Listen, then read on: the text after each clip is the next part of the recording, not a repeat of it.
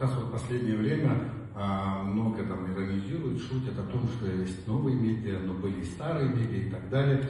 Но если вот бросить шутки в сторону, я считаю, что у молодежи нашей есть чему учиться тех, кто называет себя иронично себя старыми медиа.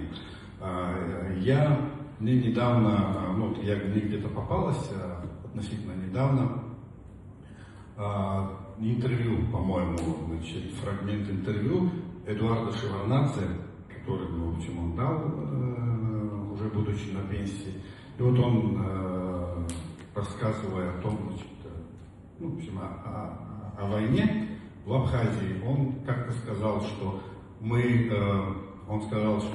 они проиграли войну на поле боя, потому что сначала проиграли войну информационную.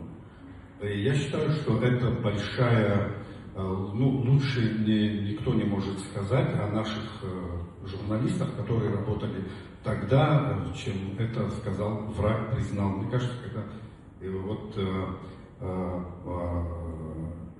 если это был период, когда доносить информацию, доносить правду было и технически очень сложно, чисто технически, а сегодня это намного проще.